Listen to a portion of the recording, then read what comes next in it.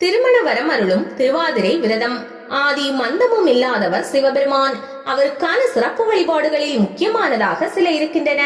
மகா சிவராத்திரி, கார்த்திகை திருநாள், ஆருத்ரா தரிசனம் போன்றவை முக்கியமானவை. இவற்றில் சிவபெருமானுக்குரிய நட்சத்திரமான திருவாதிரையில் வரும் ஆருத்ரா தரிசனம் சிறப்பானதாக போற்றப்படுகிறது. மாதங்களில் நான் மார்கழியாக இருக்கிறேன் என்று கூறும் கிருஷ்ண பரமாத்மாவும் நட்சத்திரங்களில் நான் திருவாதிரையாக இருக்கிறேன் என்று திருவாதிரை நட்சத்திரத்தை சிறப்பிக்கிறார்.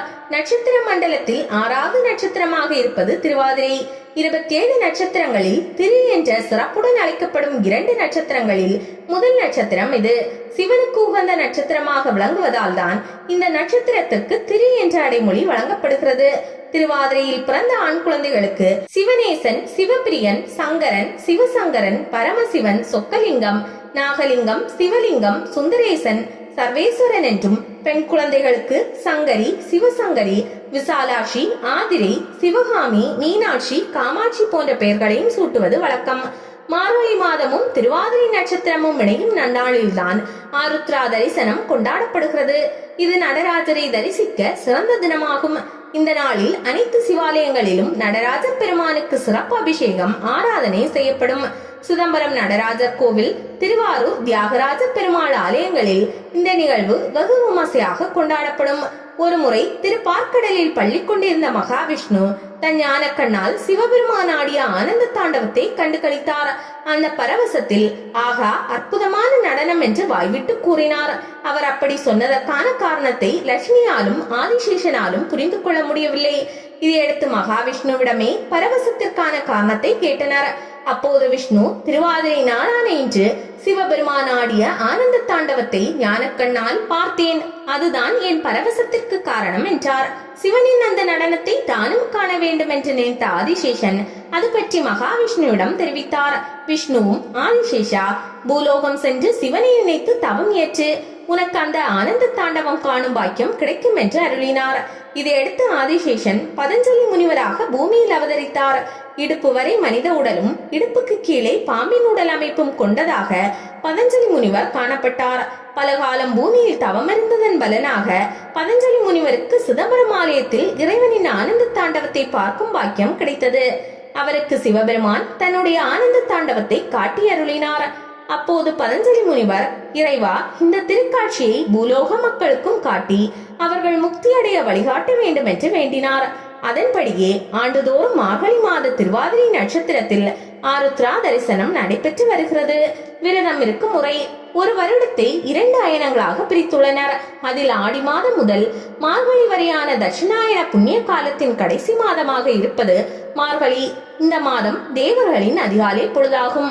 அதாவது அவர்களின் பிரம்மமூர்த்த நேரம் என்றும் இந்த மாதத்தை சொல்வார்கள்.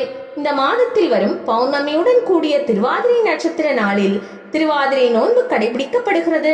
அன்றைய தினம் அதிகாலையிலே எழுந்து நீராடி சிவநாமம் உச்சரித்து உடல் முழுவதும் திருநீறு தரிக்க வேண்டும்.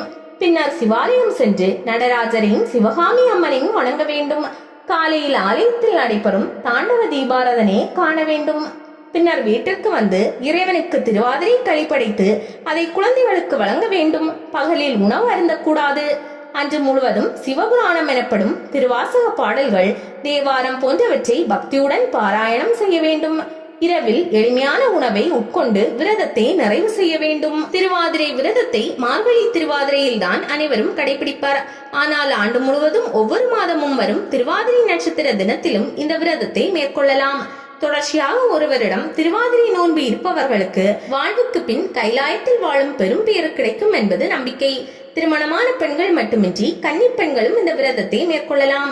இதனால் விரைவில் திருமணம் நடந்தேறும் என்பது ஐதீகம். திருவாதிரை நாளில் சிவபெருமானை நினைத்து விரதம் இருந்து இரவில் முழு நிலவை கண்டு வணங்கி 18 வகை காய்கறிகளை சமைத்து விரதம் முடிப்பது பல இடங்களில் இன்றும் வழக்கத்தில் உள்ளது. இந்த நாளில் விரதம் இருந்து தாலி சரடு மாற்றி சிவபெருமானை வழிபடுவதன் மூலம் கணவருக்கு நீண்ட ஆயுள் கிடைக்கும் என்பது ஐதீகம்.